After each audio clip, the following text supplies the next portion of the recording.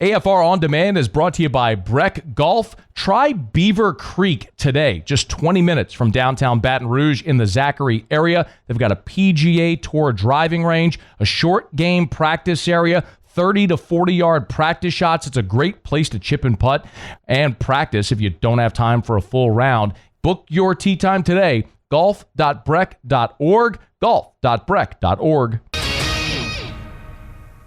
From Studio 2. Matt Moscona. I'm very important. After further review. Say it one more time. After further review with Matt Moscona. And here we go. Live from the Raising Cane studio. Let's ride!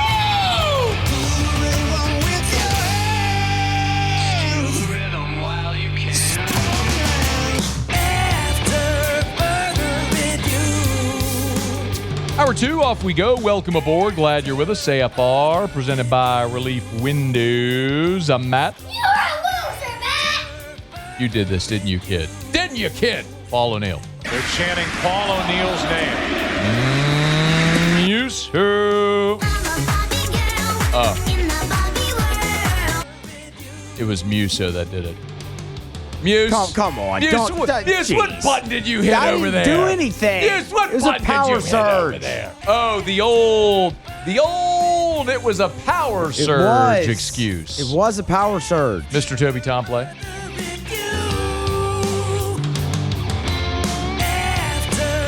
All right. We're here. Glad you are as well. Get out there, make it a good one. David DeLucci in 1 hour. Sorry about that. We lost power. We just had a quick power outage. The generator in the building kicked on, but everything rebooted. So if you lost us there at the end of the hour, that's why. The hey man, we lost your feed messages are pretty fun. Yeah, we know. It went black in studio. But thank you. I'd rather you let me know than assume we know. But yeah, so lost power there briefly. Everything rebooted, so that's why we're working to get back on video as well. So when we're up, and we'll have it. Just let me know if there's what you have and what you don't have, and like, are we going to be good to break at our normal time and all? Okay, great, perfect, good. All right, we'll circle back to some LSU baseball stuff here. Oh, thank you, Paulie. Perfect. Look at that. Clock's back up. We'll circle back to some baseball here in about a dozen minutes from right now. So we're past the first wave of NFL free agency. And it's interesting to look, to me anyway, it's interesting to look at mock drafts after certain benchmarks. So like the season ends, let's look at a mock draft. The college season ends, let's look at a mock draft. NFL season ends, let's look at a mock draft. The deadline for guys to declare for the draft, now mock draft. Post Senior Bowl, let's look at a mock. Post Combine, let's look at mock drafts. Who's risen, fallen, anything like that.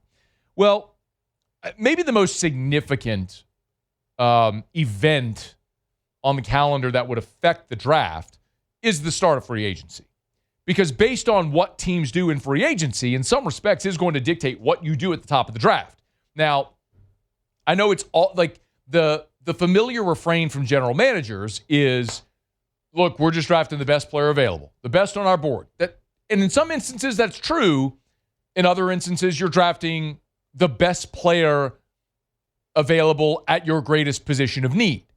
Like, the Raiders may not have Fernando Mendoza as the best player in the draft, but they need a quarterback, so they're taking him first. We know that. And so for New Orleans, I think what they did in free agency is super interesting because now we can look at the Saints at 8 overall, and we can start to rule certain positions out. Like, for example, we know we can scratch off quarterback. Tyler Shuck's their guy, for better or worse, this year, certainly, and we'll see how that manifests when you have a full season and all that stuff. But they're not taking a quarterback at 8. They're not going offensive line at 8. You have a center in Eric McCoy. Last 2 years, you've taken your tackles with first-round picks. You've got Cesar Ruiz, and you just signed David Edwards to a massive free agent contract, $61 million to be your starting left guard. Okay. So, scratch off offensive line.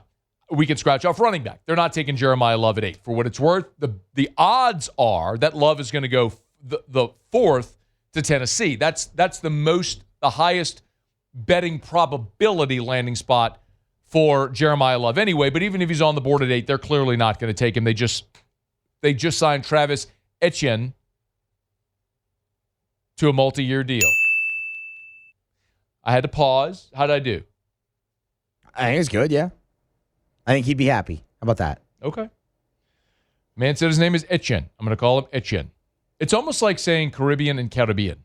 It's like the native islanders say Caribbean because of the accent, but we all say Caribbean. It's similar. Like, I know what he's saying. He's putting an accent on it, saying Etienne. Like ATN, but Etienne. Mm-hmm. He's putting an accent on it. Okay, if that's what you want, I'll call you Etienne. Travis Etienne. I'll do it. It's the man's name. I struggled with it on Friday. But we can roll with it. Anyway, so you're not drafting Jeremiah Love. So quarterback, offensive line, running back out. What are some needs? Wide receiver, still a need. Edge rusher, very likely a need. You could always use interior defensive lineman. Linebacker, depends.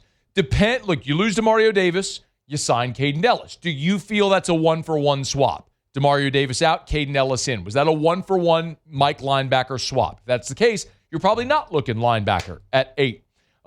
You certainly need help at cornerback after losing Alontae Taylor. You probably could use safety help as well if Caleb Downs is there and you have him rated on your board higher than top 8. Those are certainly options. So I look more at, and less of position, and more at personnel. Who is available? So this is a mock draft over at USA Today. It's Nate Davis and Arden Ostley who put together this mock draft. And a lot of it is what you'd expect. Mendoza 1, David Bailey 2 to the Jets, Arvell Reese 3 to Arizona, Jeremiah Love 4 to the Titans.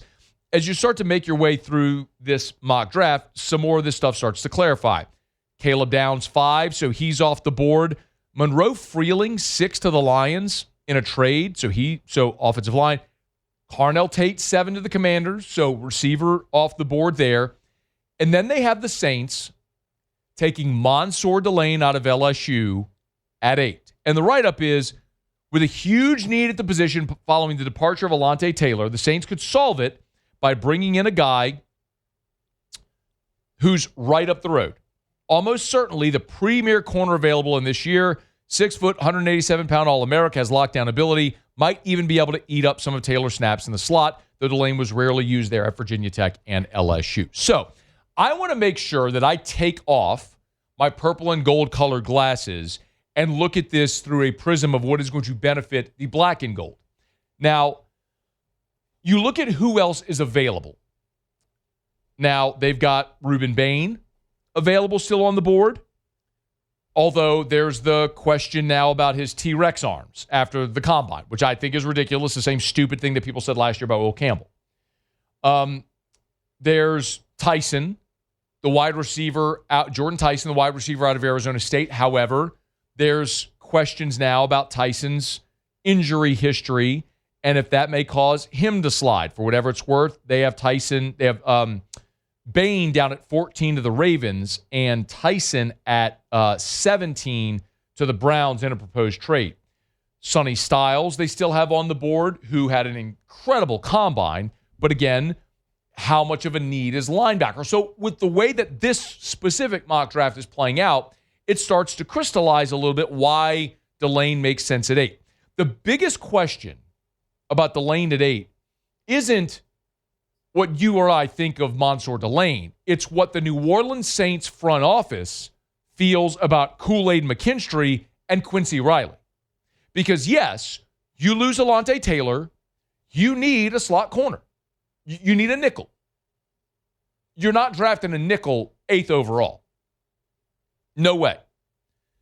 My opinion is I'd rather see Quincy Riley as a nickel. If you believe Mansoor Delane is a true number 1, take him at 8 and say, hey, dude, we're going to play got him defense. You got him, you got him. And if Mansoor Delane is your best guy, then he's going up against the other team's best guy. And then you kick Kool-Aid down to the number 2, and then Quincy Riley becomes your third cornerback or your nickelback in this situation. So That's what I would prefer. By the way, Mansoor Delane last year at PFF had a 90.5 grade. He allowed 14 catches on the year. Let me say that again. Mansoor Delane in 11 games allowed 14 catches, did not allow a touchdown. He was a unanimous All-American. Dude was awesome. And if the Saints look at him and deem him to be the best cornerback in this year's draft, he is better than Quincy Riley, he is better than Kool-Aid McKinstry, then I have no problem whatsoever taking Mansoor Delane. One of the reasons, go back to when we were talking about the Jeremiah Love thing at 8. One of my big refrains was not, don't draft Jeremiah Love. One of my big refrains was, you don't draft a running back in the top 10 because there is positional value by which you cannot get a player at that position of that value outside of the top 10. Cornerback is one of those. You're not drafting Derek Stingley in round 2, ever, right? So if you have the opportunity to get the guy who is the best in the draft at his position that you have no chance of getting in round 2 or 3 or 4, then you take him at 8. You lose Alontae Taylor. You certainly did not see enough from Kool-Aid McKinstry in the last 2 seasons to think he is going to be a true lockdown number 1 cornerback. So if you have an opportunity to get that guy, yes, get him. I would be 100% on board, okay, with the Saints taking Mansoor Delane at 8 overall, and it has quite literally 0 to do with him being an LSU Tiger. If the Saints front office went through this entire pre-draft evaluation and determined that Lemon from USC or McCoy from Tennessee were the best cornerback in this draft and not Mansoor Delane, and they took one of those guys, I am perfectly fine with that too. It is about, in my opinion, at 8, positional value that you're getting. And if you can get the best cornerback in the draft and kick Kool-Aid and Quincy Riley down to the 2 and 3, then that elevates their ability because now they're playing in a position that is more appropriate with their skill sets. So yes, I think that would be awesome if it were to play out that way. Now, who is on the board when the Saints pick at 8? That's going to be the biggest question that we won't know until we get to the draft in April. All right, it's After Further Review. We're brought to you by Our Lady of the Lake, Championship Health Partner of LSU Athletics, OLOLRMC.com/LSU. OLOLRMC.com/LSU. Our Lady of the Lake and LSU. We say it every day together. We roar. At Our Lady of the Lake, as LSU's championship health partner, not only do they take care of the championship Tigers on the field, the court, the diamond, they take care of everyday champions like you and me. It doesn't matter if it's pediatrics or stroke or cancer or heart health. They have all the specialists, world-class care right here at home. It's Our Lady of the Lake. Check them out online to learn more about that Our Lady of the Lake and LSU Championship Health Partnership. It's OLOLRMC.com/LSU. OLOLRMC.com/LSU. Our Lady of the Lake and LSU. Together, we roar. Okay, I got a quick break, y'all. We're glad you're hanging out with us here on this Monday edition of AFR presented by Relief Windows. David DeLucci in 45 minutes. Recap the opening weekend of conference play around the SEC on the diamond. When we come back, Tigers drop a series at Vanderbilt. Could some changes be on the horizon for LSU? I'll tell you some things that I might consider if Jay Johnson were to ask me, although he's not going to ask me, but we'll talk about it anyway. It's AFR. AFR. Earlier today was over at Goodwood Men's Sexual Wellness, but it's not just Goodwood. I want to remind you, it's 3 clinics all in one, okay? So you've got Goodwood, which is the men's clinic, hormone replacement therapy, ED treatments, peptides. There's Unique Physique, which is GLP-1s, that's your semaglutide, tirzepatide, your weight loss injections. And then there's Unique Aesthetics and Wellness. Unique Aesthetics and Wellness is where you got your Botox, your Xeomin, your filler, laser therapy, laser hair removal, body contouring. They do all of it there, and it's all in one. And also HRT for women. Men, I would so strongly encourage you to do your research on the amazing health benefits of hormone replacement therapy for women, for the women in your life. Don't go through life sick and tired of being sick and tired. YourGoodwood.com. Love telling you about our friends over at River Parish Contractors. Of course, you can learn more at rpcontractors.com, rpcontractors.com. And if you're looking for work, make sure you get to the website, hit the Apply Now tab right at the top, rpcontractors.com, rpcontractors.com. And you can learn more about all the different employment opportunities that they have, the jobs they have available.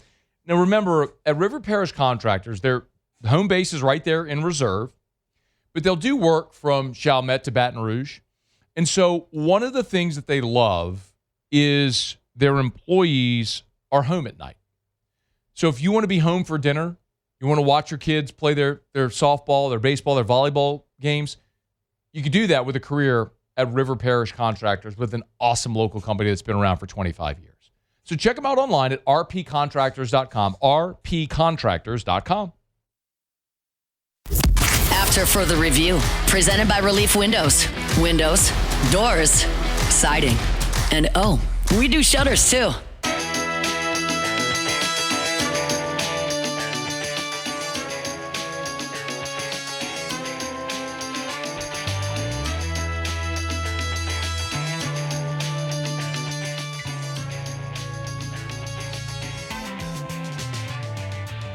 I need to get to the players, and so sometimes that's one-on-one meetings, which I had several of them today.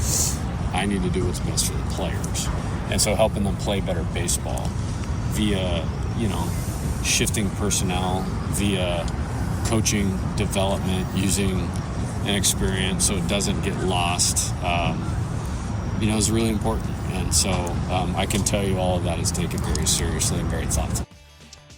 Jay Johnson, by the way, shout out to our guy RP3 over at ESPN 103.7 Lafayette, 104.1 Lake Charles, made the trip up to Nashville to cover the series with the Tigers and the Commodores. That audio courtesy of RP3 in the postgame, so we appreciate him for passing that along.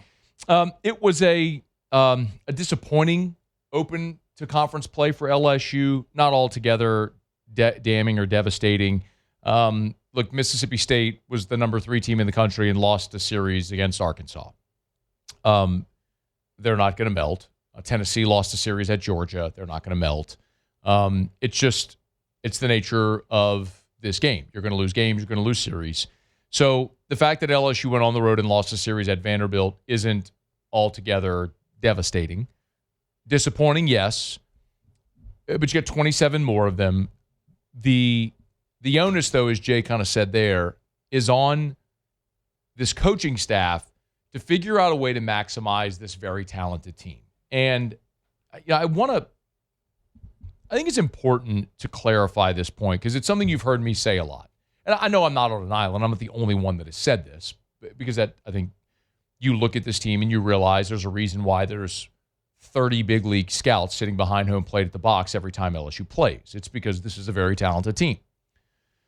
But talent doesn't mean you're a good team. It means you're a talented team. It doesn't mean you're a good team. And so, I gave you an example of, Ethan Plog, for example. Plog throws 96 miles an hour from the left side. Do you know how few humans walking the face of planet Earth throw a baseball 96 miles an hour from the left side? It's a really small number. So that's an indicator of talent. So when scouts are looking at a prospect, they're looking at projectability. They're looking at raw ability that can be refined into what they hope is a big leaguer one day. Dudes that are crafty lefties at lower level Division I programs, topping out at 87 with a breaking ball in the mid 70s, those aren't projectable players. They may be good college pitchers that can get hitters out. They're not talented enough to be prospects. LSU is loaded with prospects. You got me? That's the difference when I say this is arguably Jay's most talented team. But clearly right now it's not his best team. So the onus is on the coaches to get these talented players to play their best and find the right combination that's going to allow them to maximize. Two guys that are going to have to be integral for LSU are Kason Evans and Gavin Guidry. Now, Evans had a really rough start on Friday. He got through just 3 innings. walked 5. Gavin Guidry was awesome in the 8th on Friday, and then it came apart in the 9th. After the game, this was what Jay had to say about those two guys. I love Kaysen. We haven't lost very much when he's been on the mound. We haven't lost very much when Gavin's been on the mound. So I'm comfortable with the result anytime I put it in those guys' hands. I don't remember what inning it was. I think it was the 4th. They got 5. We've got to be able to keep that smaller. I think that's just what I would say. Is we have to be able to minimize the big inning. That has been a mantra of Jay's for as long as he's been at LSU. It's baseball. You're going to give up runs. You need to limit the damage. A great example of that is what William Schmidt did on Sunday. On Sunday, William Schmidt in the 3rd inning gave up a leadoff hit by pitch. Then they went stolen base walk. So you had runners on 1st and 2nd with nobody out. And he went strikeout, strikeout, strikeout in the middle of the order. Now, his pitch count got up to 64 through 3 because that took a Herculean effort. But the point is, he put 2 guys on base, hit 1, walked 1, and then came up in the heart of the order, bear down, and went strikeout, strikeout, strikeout. He didn't let it hurt him. In the 2nd, he gave up Schmidt, Sunday, gave up a leadoff homer, and then went strikeout, ground out, walk, fly out. Got out of it, limiting the damage. That's what Jay's talking about. It's baseball. You're going to give up runs. Hell, Paul Skeens, the best pitcher on the planet, gave up a pimp job homer in the World Baseball Classic a night ago. It's the only thing he gave up. That's going to happen. Limit the damage. The problem is when you let those mistakes compound, instead of a 1-run inning, it becomes a 4 or 5-run inning. You put up the crooked number. So that's where Kaysen Evans just has to be better. And the disappointing thing is that Evans this year, after a rough opening day against Milwaukee, where he only went 3 1/3, the next 3 weeks, he had kept getting better. Went 5 innings against Indiana, 3 runs on 3 hits. Against Dartmouth, 5 1/3, 2 runs on 2 hits. Against Sacramento State, 5 2/3, 2 runs on 3 hits. Didn't walk anybody, struck out 9. Right? He had started to command it better. He was extending. The command was better. The strikeout numbers were there, but the walks were down. And then this happens, and boom, he goes 3 innings, 6 runs on 5 hits. He walks 5. That's the type of thing where the 1 bad inning compounds on you and you're out of the game.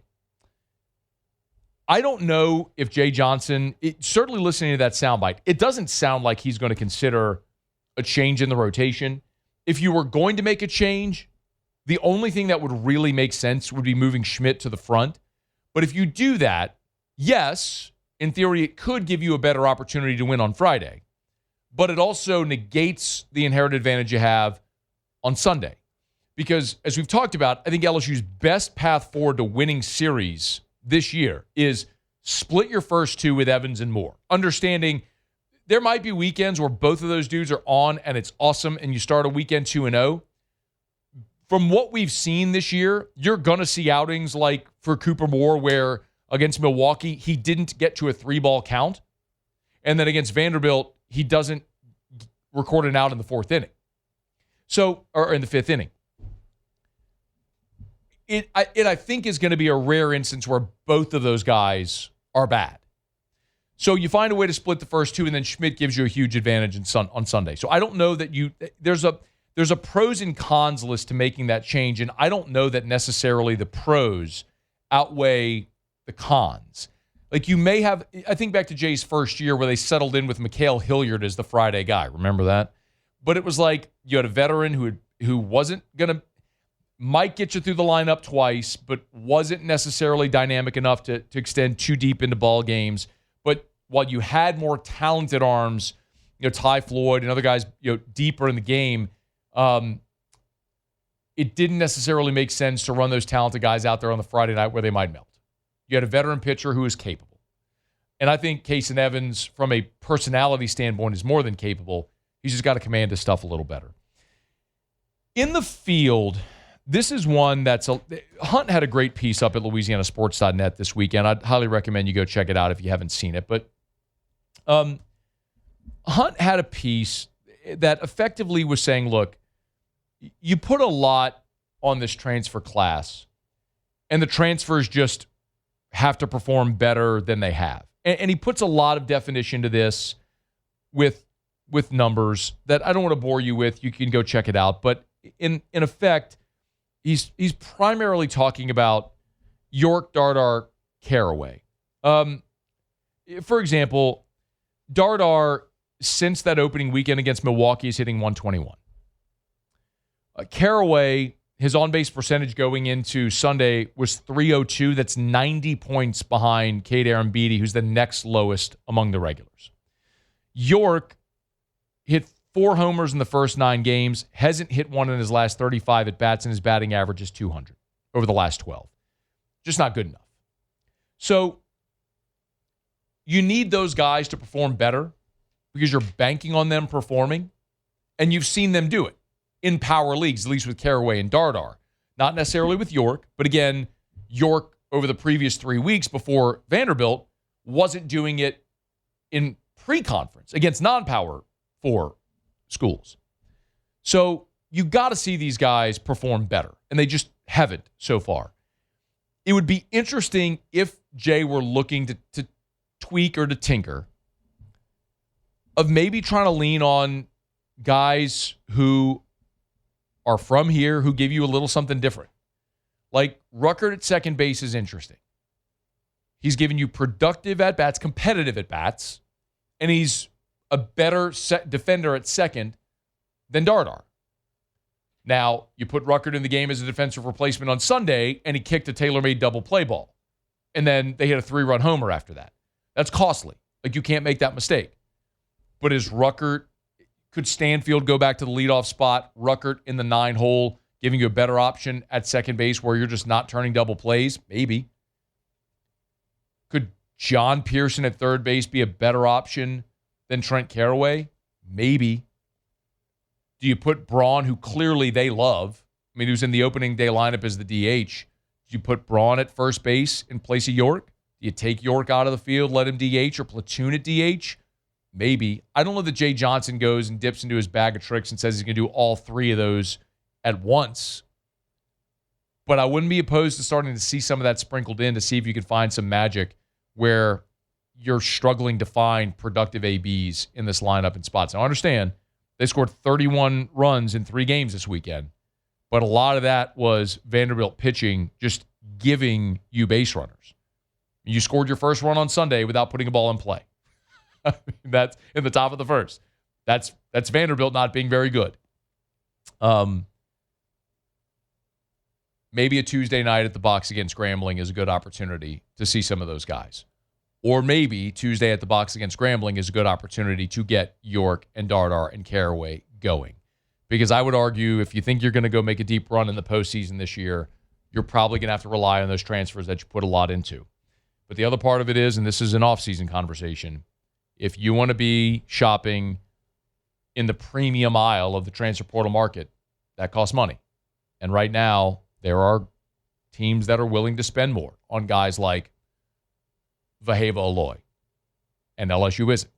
They're trying to live with the Danny Dickinsons. And that's no disrespect to Dickinson, but one guy is the SEC Player of the Year and the other isn't. So it's sort of a which route do you want to take? And I'm sure Jay would love to have an unlimited budget. He doesn't. So he's trying to maximize what he has to spend with guys that fit what he's trying to do. But you're also, in a year like this, coming up snake eyes on a lot of these transfers so far. Well, see if they can turn it around. They need to in a hurry. All right, it's After Further Review, brought to you by Evermore, EVA-MOR, after the St. Paddy's Day parade, the Wearing the Green parade this weekend. You better believe. Sunday was a day filled with a lot of Evermore in the Scone household.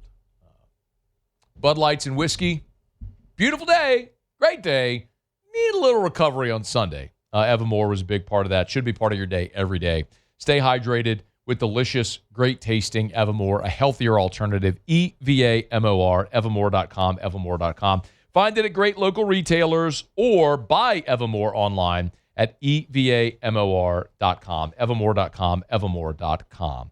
All right, y'all, it's After Further Review, halfway home on a Monday edition of AFR presented by Relief Windows. We'll knock out a quick break from LSU baseball to football. LSU season opening opponent is Clemson in Tiger Stadium. Josh Pate was at Clemson spring practice. Little recon work from Josh Pate. Let's hear what he had to say, some takeaways from watching Dabo's squad for spring practice there in Clemson, South Carolina. That's next. It's AFR. AFR. Get Gordon. Get it done. Gordon McKernan Injury Attorneys. If you've been injured in an accident, it's not your fault. Do what injured people in our state have done for 3 decades. You can always go to getgordon.com, getgordon.com, getgordon.com. Offices all over the state of Louisiana. So no matter where you are in Louisiana, Gordon and his team of attorneys are there to help you. So you can, if you'd prefer to do this online, you can. Go to getgordon.com, getgordon.com, getgordon.com, and you'll see the little text bubble in the bottom right. You'll be chatting with an associate in seconds if that's what you'd prefer to do. If you'd rather call and talk to somebody, that certainly is always an option no matter where you are in Louisiana. Just dial 888-8888, any area code. Just dial 888-8888, 888-8888, or you can always go to getgordon.com. Any type of accident, if it's workers' comp, slip and fall, big truck wreck, you know what to do. Go to getgordon.com. Get Gordon and get it done. After Further Review, presented by Relief Windows. Windows, doors, siding, and oh, we do shutters too.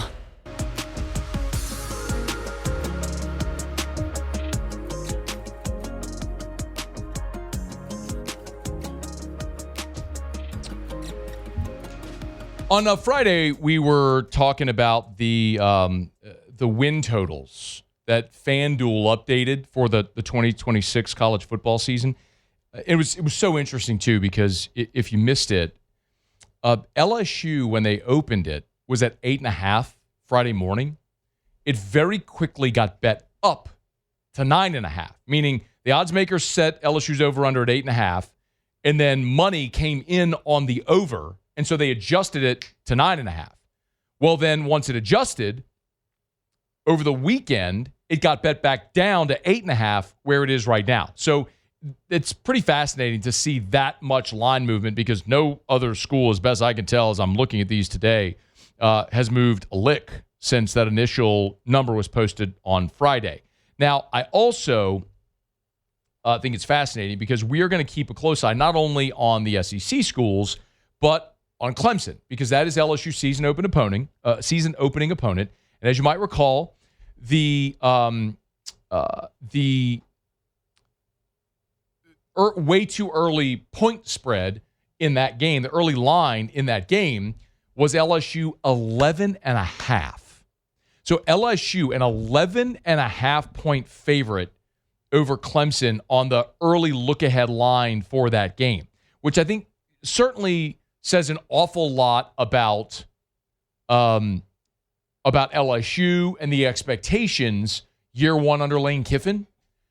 But I think that might say more about Dabo Swinney's squad. Remember, the Clemson squad in 2025, going into that year, the preseason first team All-ACC, you had 11 of the 22 starters on offense and defense, 11 were preseason first team All-ACC. Well, all them dudes gone. They all gone.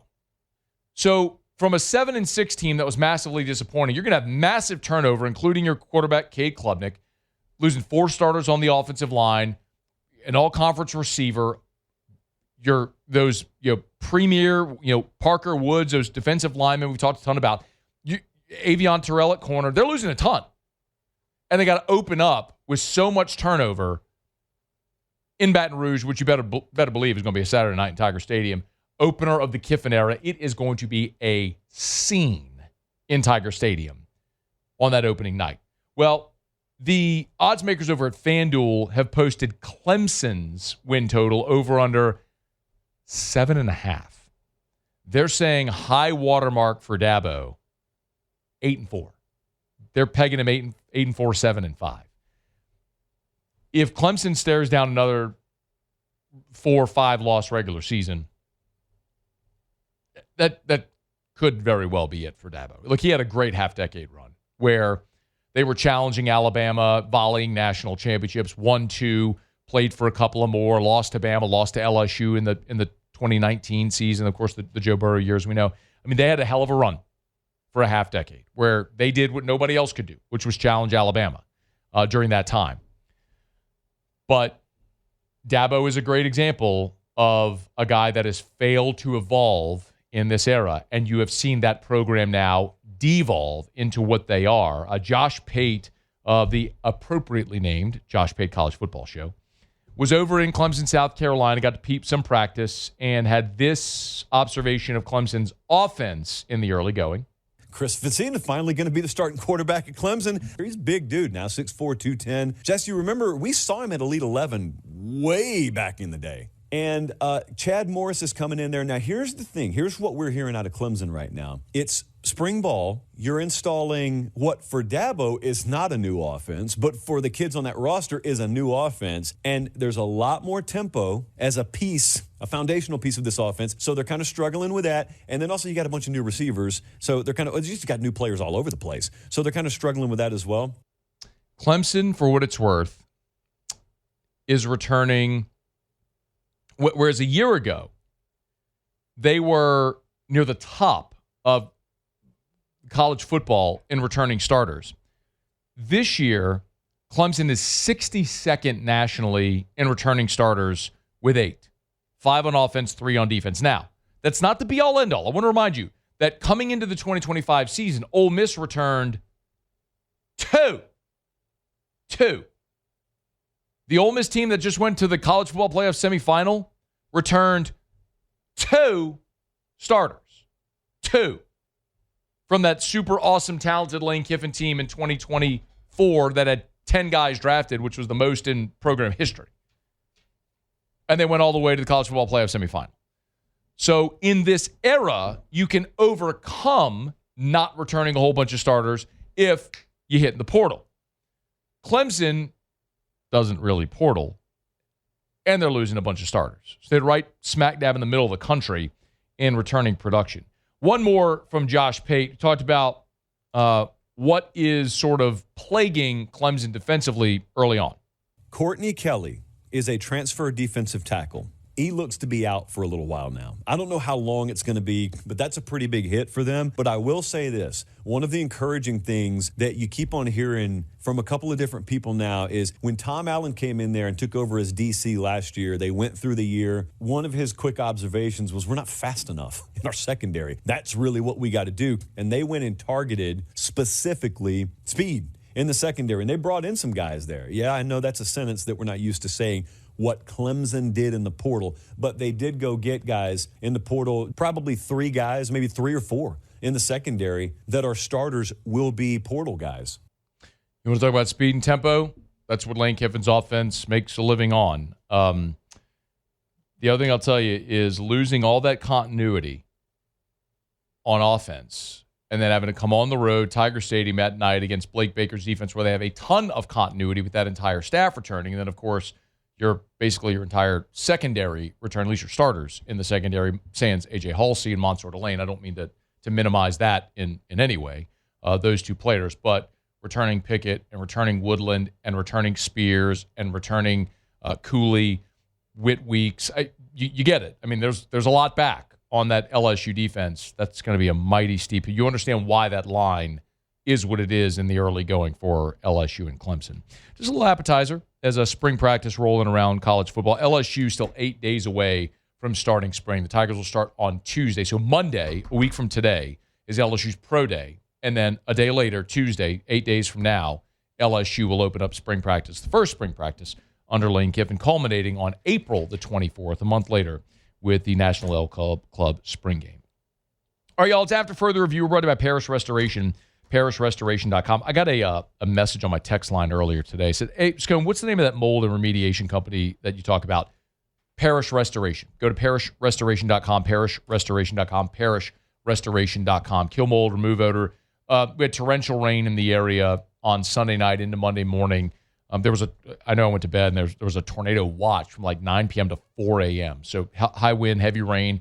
If as a result of that weather, you had damage or think you might have had damage or water intrusion, Parish Restoration can come help you out. Just go to parishrestoration.com, parishrestoration.com. Fill out the form there on the homepage, and they'll get you sorted out, get you that free estimate, and get you back up and running, ship shape, kill mold, remove odor, all the stuff. Restoration, remediation, they do it all. Parishrestoration.com, parishrestoration.com, parishrestoration.com.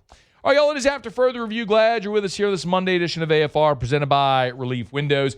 David DeLucci will be here in 15 minutes. Talk some SEC baseball, opening weekend of SEC baseball in the rearview mirror. What were the biggest takeaways? What did we learn? Who's in trouble? Who's looking good? We'll get to all of it with Luch here in about 15 minutes from right now. Let me knock out a quick break. We'll come back, wrap up hour number one. Muse will have Tigers in the pros. Don't you move. It's AFR. AFR. Man, oh man. This was, as they say, a Chamber of Commerce weekend in Baton Rouge. Sunny and 77. Gorgeous day on Saturday for a parade. Gorgeous day on Sunday for a little crawfish burl, which we did. Shout out Keith Neal. Had a great day. Man, and it's never a bad time, especially when the weather is like this, to get out there and just plant something. Get out to Clegg's Nursery, y'all. Beautiful weather. Get out and play in that yard. Get your hands in the dirt. Do some grounding. Take off your socks and shoes. Put your feet in the grass, your hands in the dirt. Plant some flowers, trees, shrubs, anything that you think looks good. What an awesome time to do it. Get it in the dirt. Greenhouses are bursting with blooms, just waiting for you to come by and put them in your dirt. So buy local, shop local, and tell them Matt sent you. Clegg's Nursery. After Further Review, presented by Relief Windows. Windows, doors, siding, and we do shutters too.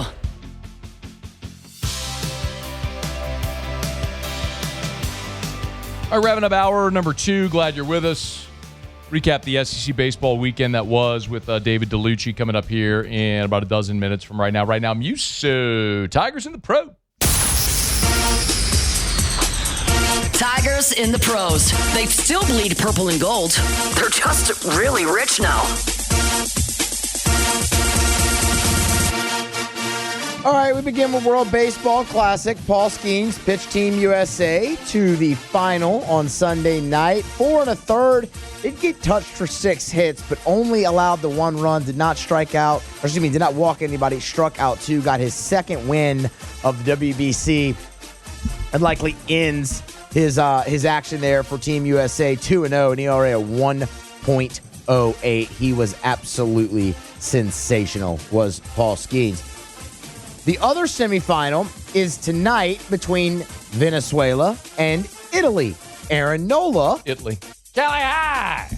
will toe the rubber for Team Italia. Italy. He's 1-0, went 5 innings in his previous start, did not allow an earned run, and struck out 5. Of course, Italy, the only loss for the United States of the World Baseball Classic. You could have a rematch and a redemption angle there for Team USA in the final if Aaron Nola is as masterful again as he was against Mexico. Some NBA action to get to from Sunday night. Naz Reid came in for 28 minutes off the bench, gave in 6 and 4. Tough shooting night for Naz. Just 1 of 5 from the floor and 0 for 3 behind the three-point line. Did, however, have 2 steals to go along with the rest of his night as well. And then Trenton Watford, 27 minutes off the bench for the Sixers. He turned in 7 points, 3 assists, and 2 boards. Overall, solid night for him, and the Sixers got a 6-point win over the Portland Trailblazers. That's Tigers in the pros. Presented by First South Farm Credit, firstsouthland.com, firstsouthland.com. Need some land, have a whole fleet of horses hanging out, let them run free on the terrain? You can buy that land. First South Farm Credit can help you do it. firstsouthland.com, firstsouthland.com. Maybe you need a whole bunch of acreage to build your family's dream home. Maybe what you want to do is do that thing that a lot of people do where you buy a bunch of acreage and like the whole family builds their homes on the same property. Like your home's there, your in-laws are over there, your sister and her family are over there, but you're all on the same property so your kids can grow up around each other. Well, you need that big piece of land? First South Farm Credit can help you finance it. The Ultimate Recreational Land Buying Guide. It's a free resource at firstsouthland.com, firstsouthland.com. firstsouthland.com. So get on by firstsouthland.com. Start that process today. Thinking of buying land? Your first call should be to First South Farm Credit. firstsouthland.com. firstsouthland.com. All right, y'all, it's After Further Review, and we're glad to have you hanging out with us here on this Monday edition of AFR, presented by Relief Windows. The NCAA tournament, the bracket is set. If you missed it, Mike LaTulip was here from the field of 68. He was here in hour number 1. Interestingly, we're going to keep an eye tomorrow. LSU isn't in the field, as we know, but a lot of people here are keeping an eye on what happens with NC State, naturally, because of the Will Wade angle. Well, LSU's opportunity to formally pursue Wade may come sooner than later because Wade and the NC State Wolfpack are in a first 4 game Tuesday against Texas. So if you're a root for the conference person, which I'm not, I know many of you are not root for the Longhorns people, but Tuesday would be an opportunity where if you would like to see Will Wade return to LSU, it might be a root for the Longhorns day. Because if the Wolfpack season ends on Tuesday, after a really tough final 3 weeks of the season where they lost 6 of their final 7 in the regular season, obviously went 1-1 in the ACC tournament, and they're bounced as a first 4 team, maybe, just maybe, NC State wouldn't be super gung-ho about working hard to retain Will Wade. I don't know that. I don't cover NC State. Can't back that up. Maybe we'll get someone from NC State to give us some perspective on that a little bit later in the week. But those conversations could at least formally begin if the Wolfpack lose on Tuesday. So one worth keeping an eye on, certainly. All right, it's After Further Review. SportsCenter's coming up. Get you caught up on national headlines. When we come back, David DeLucci, SEC Network, talking about the first weekend of Southeastern Conference play. AFR. We just had a power surge in the building about an hour ago. If you haven't been able to watch us on YouTube for the last hour, that's because our power went out. Well, you know what happened when our power went out? Immediately, our automatic standby generator kicked on. So, what's a company that could help your business not miss a beat because they could install a Generac industrial generator? I know. Arco Power Systems. ARCCO. Arco.com, Arco.com, Arco.com, ARCCO, Arco.com. This is critical backup energy solutions for the industrial sector. So if it's obviously your industrial facility, if it's any type of commercial facility, this is industrial Generac generator power for your business. Power goes out. What happens to your business? Arco can make sure you don't miss a beat. ARCCO, Arco.com.